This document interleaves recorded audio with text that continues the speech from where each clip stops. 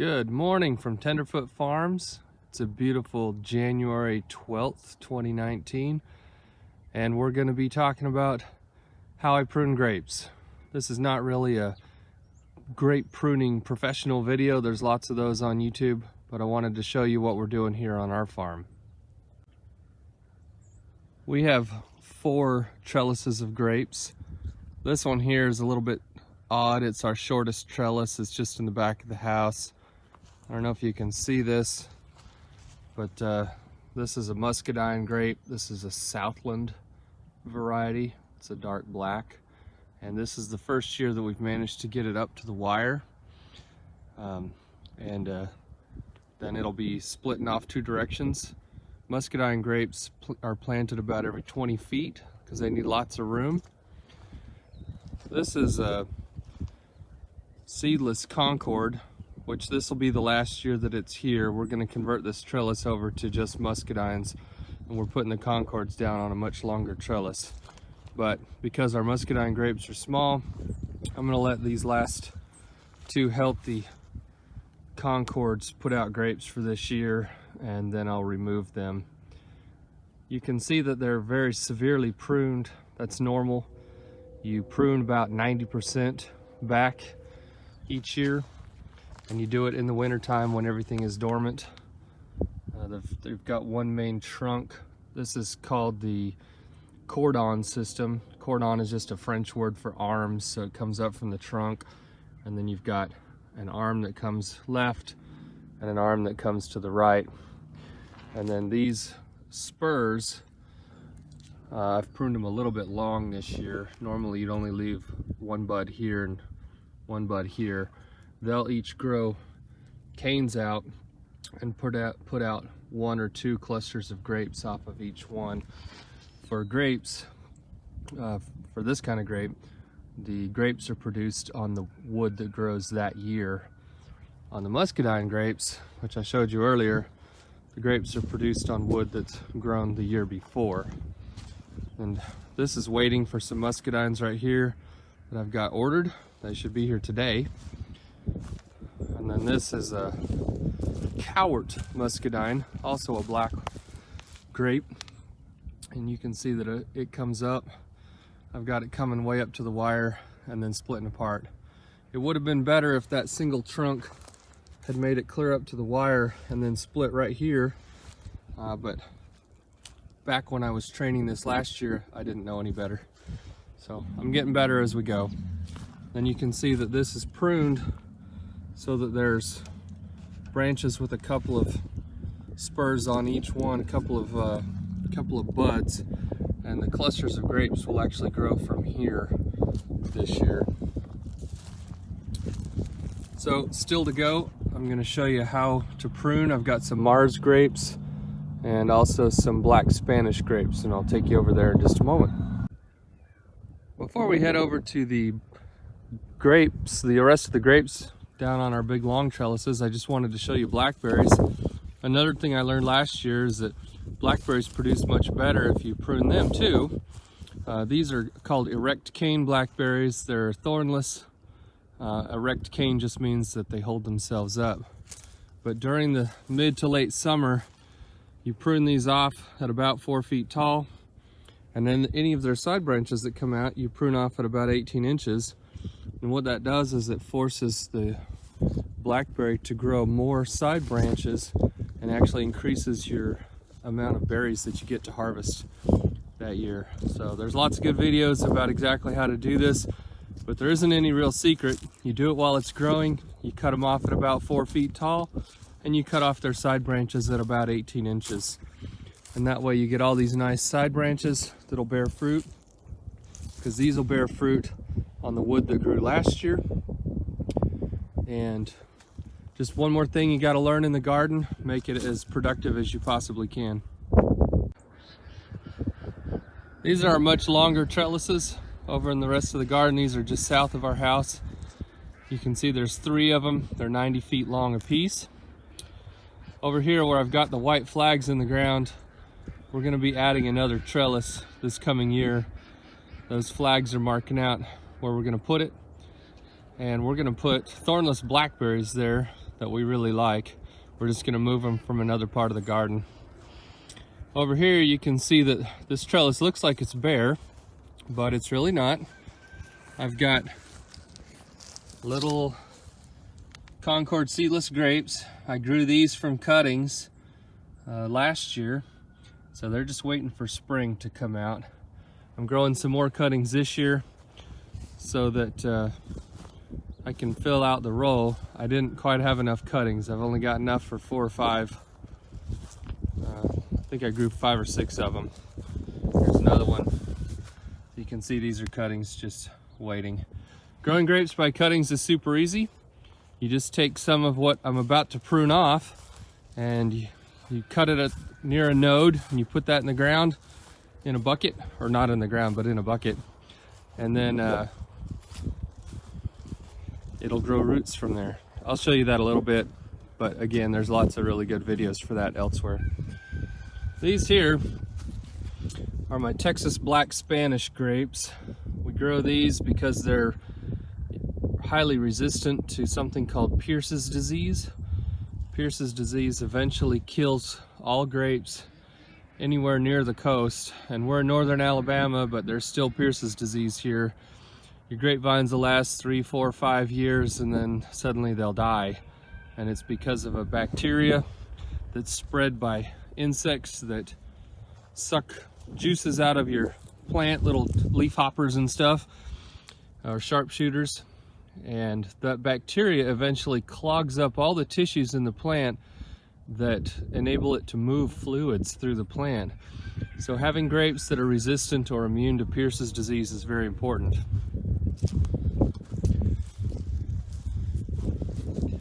Here's a funny looking grape. I chopped it off even though it's healthy, and that's because for the last 2 years it's been growing nice and tall, but the first place where the vines ever forked was way up here, and that's not how I want to train it. So I cut it off.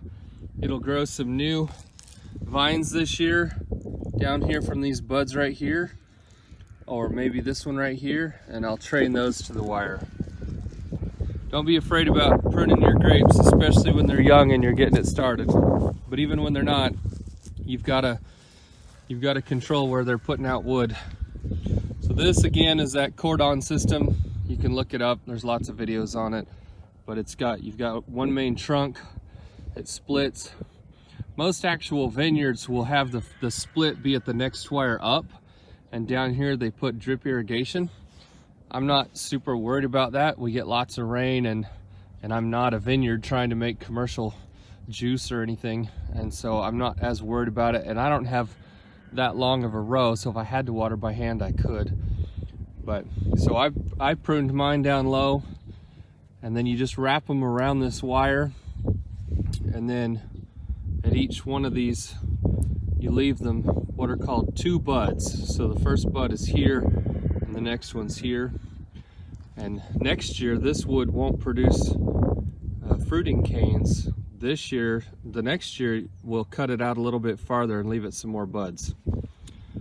But it goes just wrapped around, and these I have planted 7 feet apart, so each plant gets 3 to 3.5 feet for each of its arms. So 3.5 feet for that arm, and 3.5 feet for this arm, and then the next grape plant is down here. So what I'm going to show you for the rest of this video is pruning my Mars grapes. This is the first year that they're big enough to prune them properly. So this was just sort of uncontrolled growth last year, which was intentional because they were very young vines.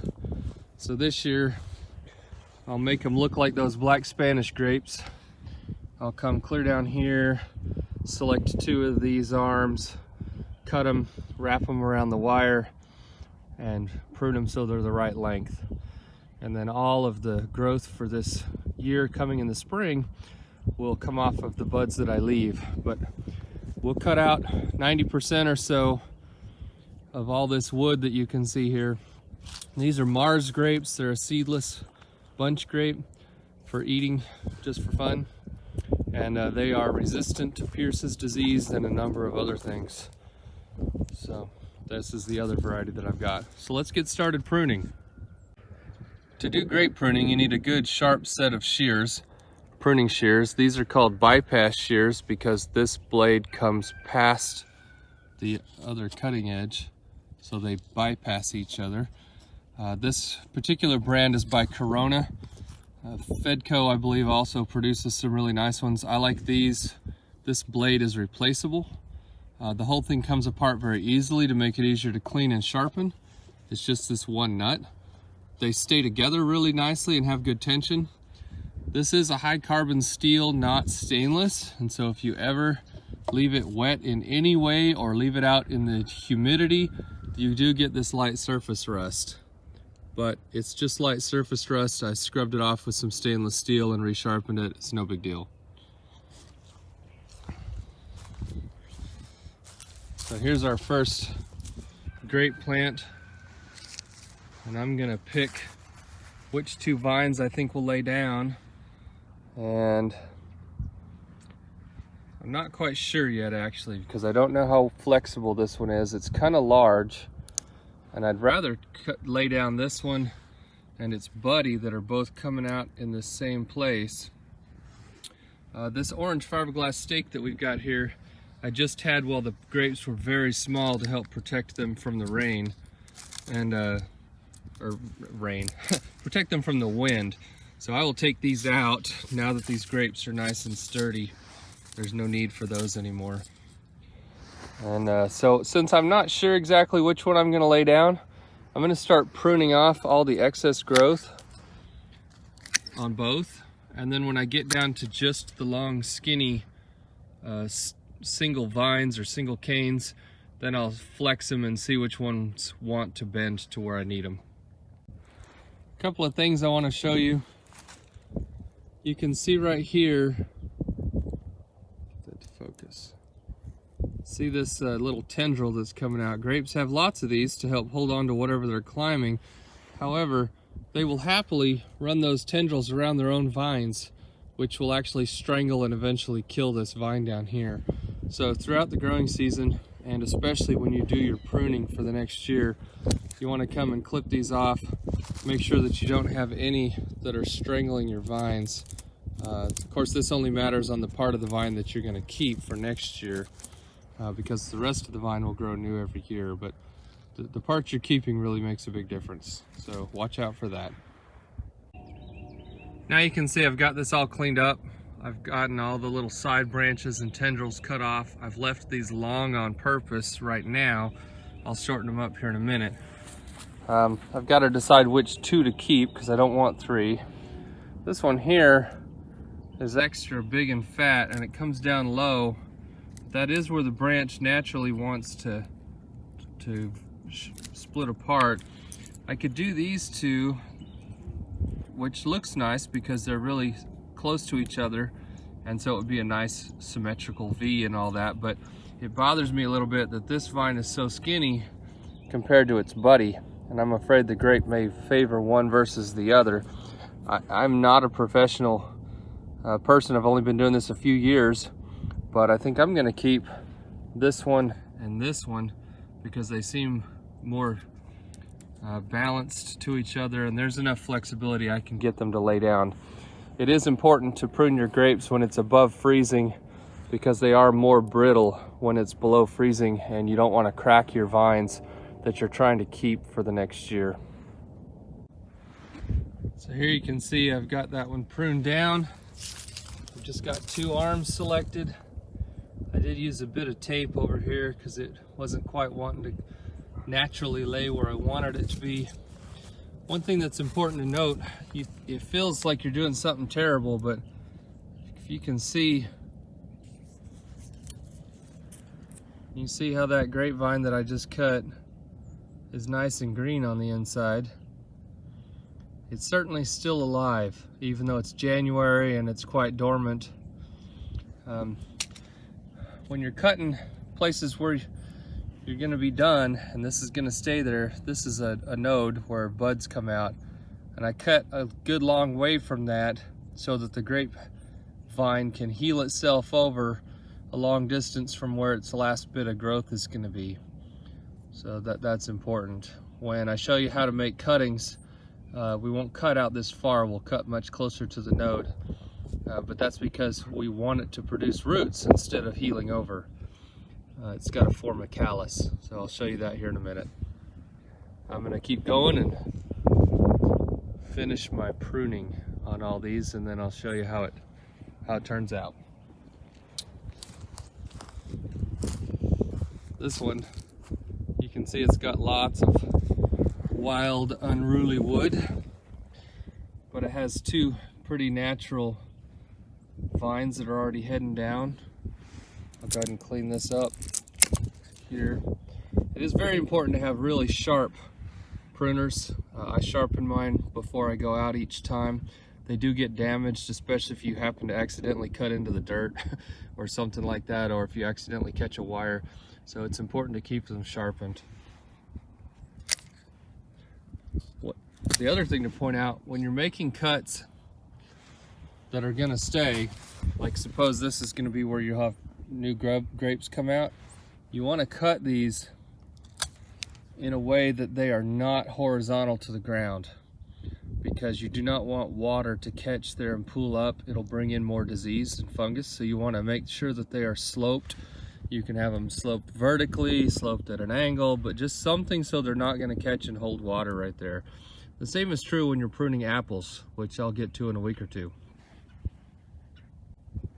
So if you're gonna produce cuttings to grow your own grapevines, first make sure it's not a patented variety, because you're not allowed to do that. Secondly, it's important to know that roots wanna go on the end that was near the original roots. So I'm gonna take this cutting right here, and I'm gonna turn it into some new cuttings. By next year, they'll be ready to plant in the ground. So what I'm gonna do is I'm gonna take this one and I'm gonna cut it off fairly close to that node, like that. And then I'm gonna cut 1, 2, 3, 4 buds up, 4 buds up. And I'm gonna cut this one a long way away, and I'm gonna cut it at a diagonal. That diagonal is so that now that I have my cutting, I can tell that the flat horizontal cut goes into the ground and the sharp diagonal cut sticks up in the air. But you just take this cutting, put it in a bucket of potting soil, cover up the bottom 2 nodes, this one and this one, and you just wait for spring. Keep them watered every now and then and keep them damp. The grapes will be very tender as they're growing that first year, so I wouldn't have them in direct sun unless you have a way to make sure that they don't dry out. I keep mine up on the porch so they get a little bit of sun during the day, but not a lot.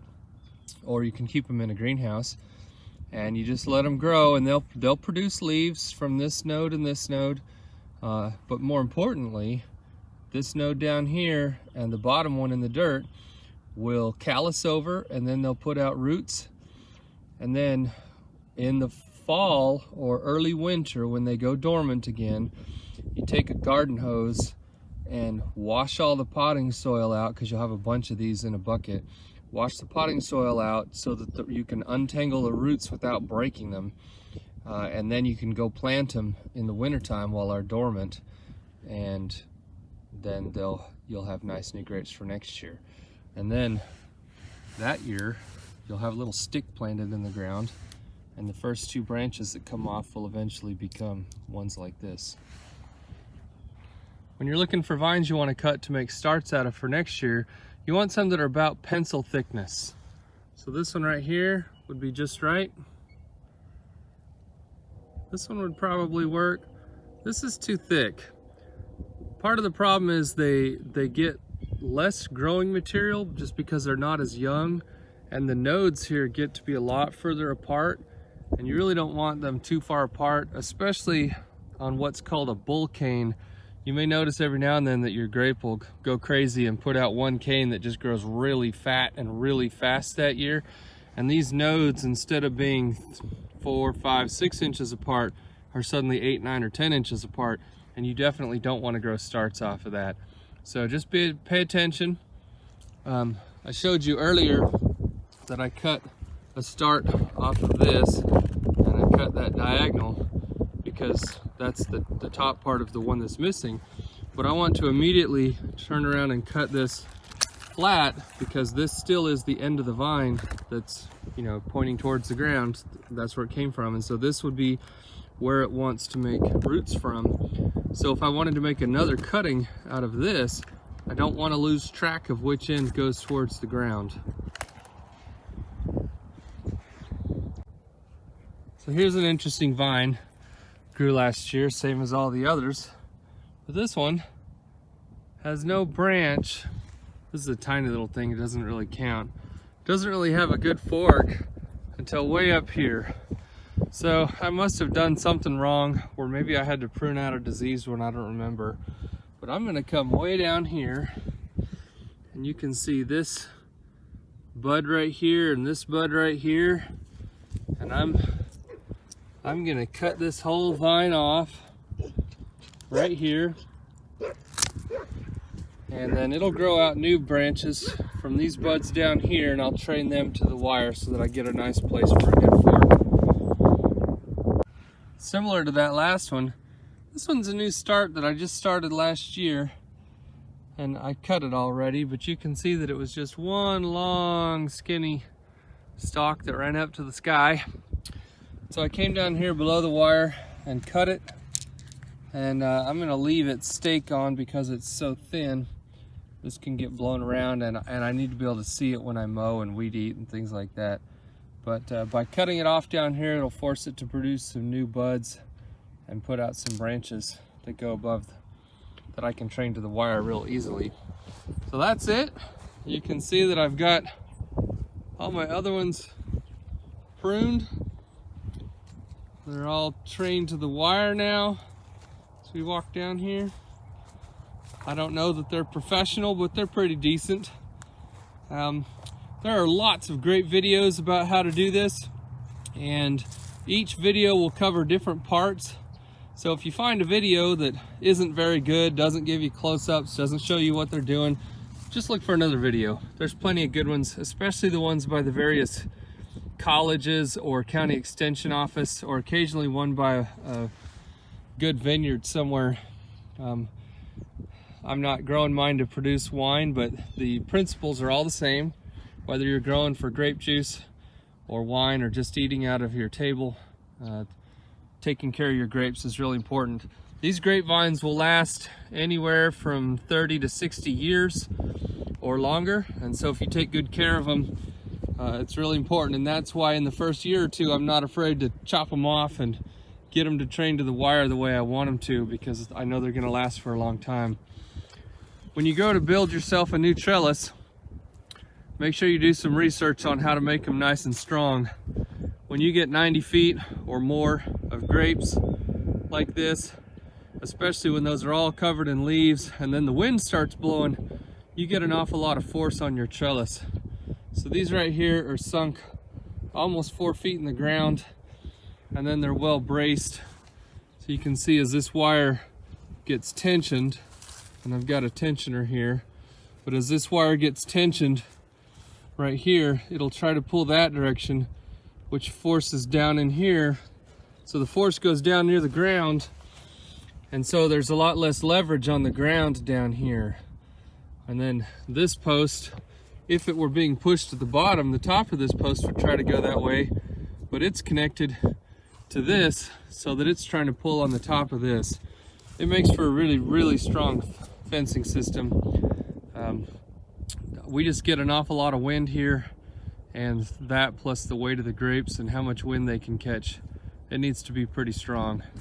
And then the posts in the middle, a lot of people use wooden posts. I used these, and I put some these plastic things on there, which are really meant mostly for electrical fencing, but I just needed them to be able to hold the wire and keep it evenly spaced apart. And they're working really well.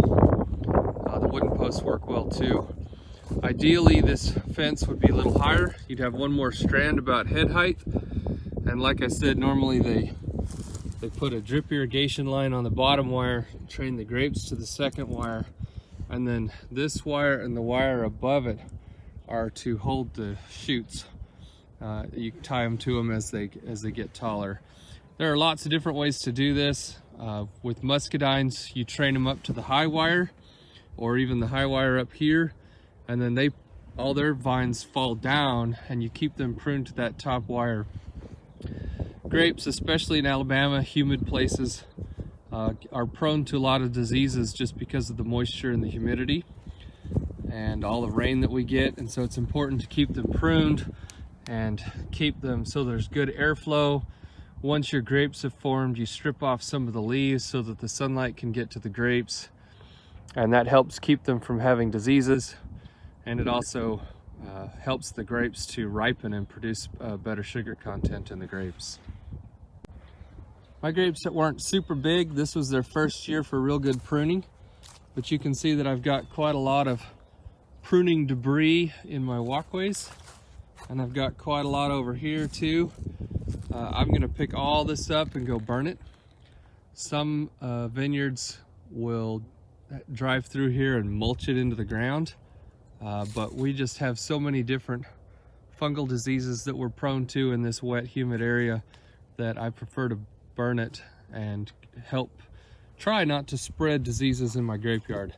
I did a lot of research on what varieties were disease resistant, but I want to help them out all that I can.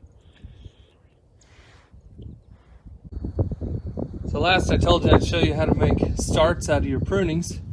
Get some potting soil and with some fertilizer in it, not a lot, but a little bit, the kind that they, plus fertilizer. And then here's all my sticks that I cut.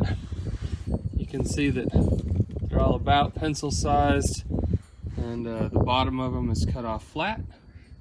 The top that's going to go towards the sky is cut off at an angle, and you just take each one of these and poke it so that those bottom two nodes are under the dirt. Give them a little bit of space from each other. That's all there is to it. Just wait. In the springtime, they will grow roots and leaves. There is a way to speed this up.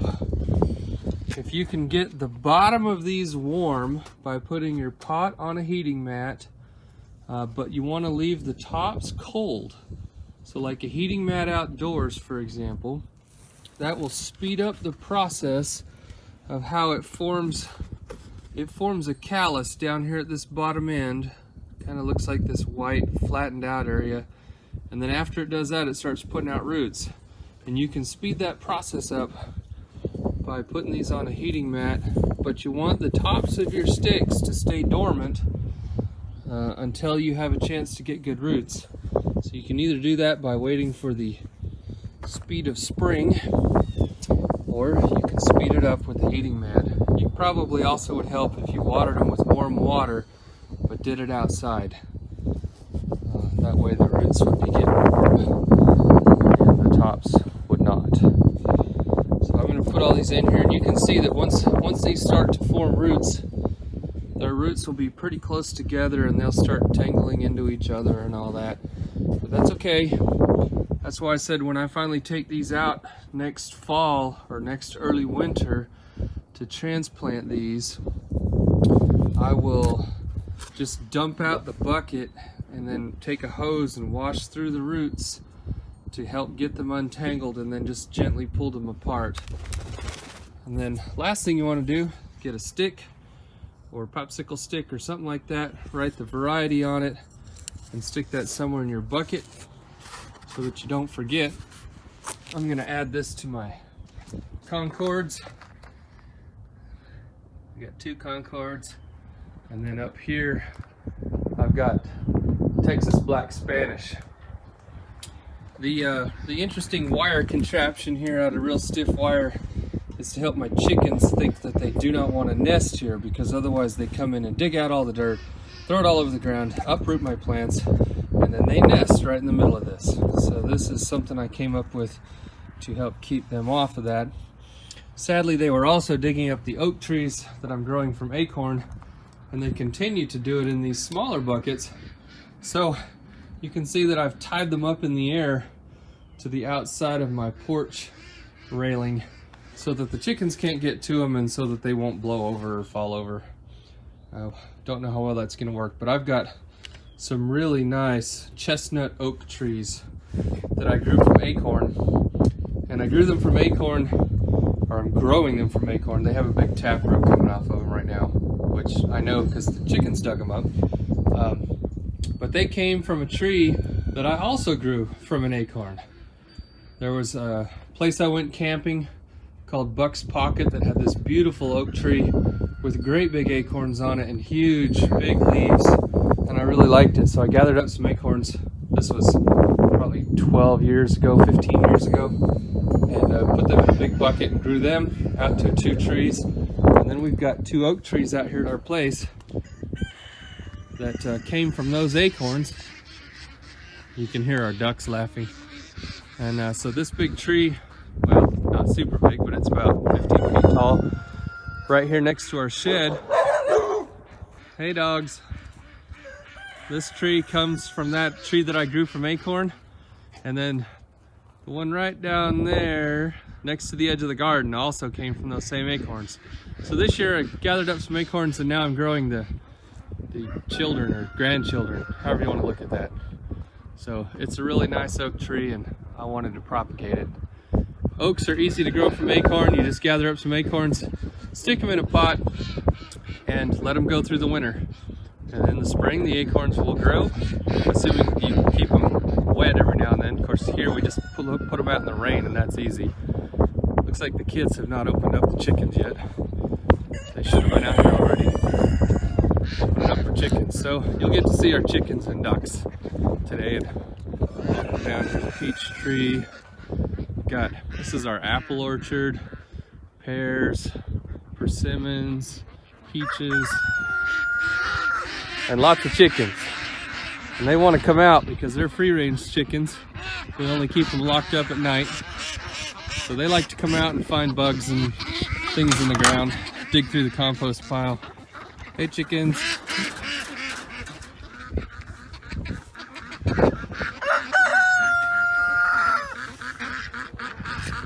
Here's our ducks.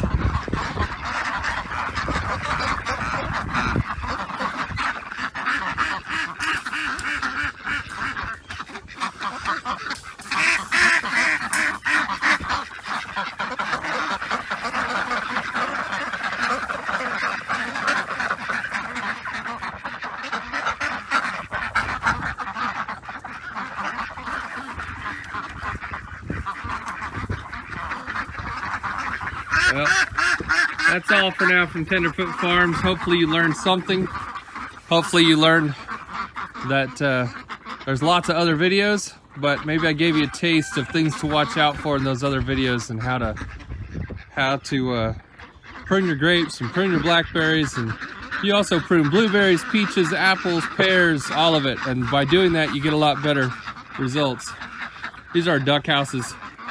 These 2 doors are closed. They can still get underneath the edge, but we had some really bad windstorms with driving rain, and that gives them a way to get in and out, but the driving rain stays out of their shed, out of their house.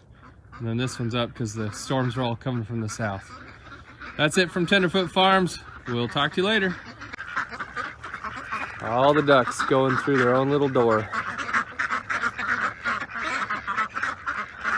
We try to teach them that they're not chickens.